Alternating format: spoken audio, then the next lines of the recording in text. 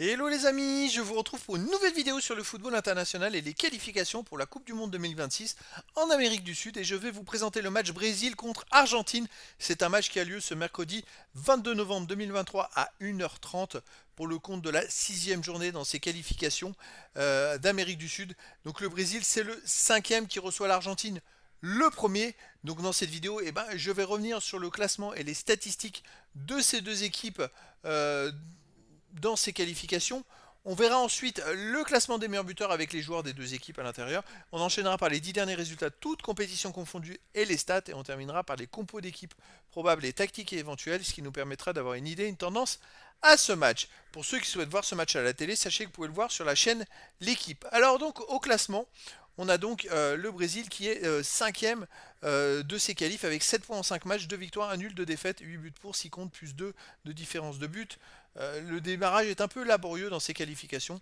L'Argentine de son côté est premier avec 12 points en 5 matchs, 4 victoires, seulement 1 défaite, 7 buts pour, seulement 2 buts encaissés, plus 5 de différence de but. L'Argentine par contre démarre très très bien ses qualifications.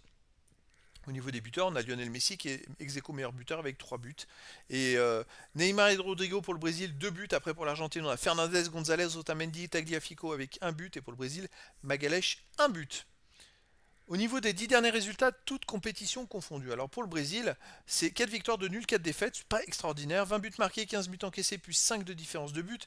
Le Brésil reste même sur 2 défaites de suite à l'extérieur. En Uruguay 2-0, en Colombie 2-1. C'est pas terrible, il faut qu'ils se ressaisissent. Une mauvaise passe depuis la blessure de Neymar. Voilà, chez eux, ils restent quand même sur un nul contre le Venezuela 1-1. Une belle victoire contre la Bolivie 5-1. Mais il n'y aura pas Neymar.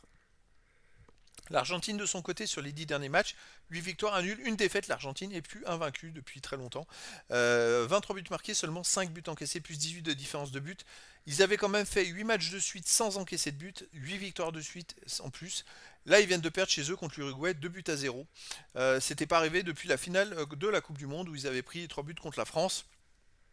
L'Argentine à l'extérieur reste sur une victoire au Pérou 2-0, une victoire en Bolivie 3-0, une victoire en Indonésie 2-0. Enfin bref, après l'Argentine, c'est une équipe exceptionnelle. Là, ça va être un énorme choc entre les deux équipes. Au niveau des compos et tactiques, alors les deux équipes joueraient en même tactique avec en 4-3-3. Et pour le Brésil, on aurait gardien Alisson, défense Emerson, Marquinhos, Magalhães, Lodi, milieu de terrain Guimarães, André et Luis, attaquant Rodrigo, Martinelli et Rafinha. Et pour l'Argentine, pareil, du 4-3-3 avec gardien Martinez, défense Molina, Romero, Tamendi, Tagliafico, milieu de terrain de Paul, McAllister, Fernandez, attaquant, Messi, Lautaro Martinez et Alvarez. Donc les meilleurs joueurs sont là côté Argentine. Pour le Brésil, il y a quelques blessés, on pense à Neymar. J'aurais quand même tendance à penser que l'Argentine, pour moi, est supérieure au Brésil. Après, dans le foot, tout est possible. Ça va être un énorme choc, les amis. Donc, je vous donne rendez-vous ce mercredi 22 novembre 2023 à 1h30 du matin pour le match de la sixième journée, 1h30 heure française, hein, pour le match de la sixième journée pour les qualifications pour la Coupe du Monde 2026 en Amérique du Sud. Le Brésil, cinquième, reçoit l'Argentine, premier. Voilà, les amis. Je vous dis à très bientôt pour une nouvelle vidéo.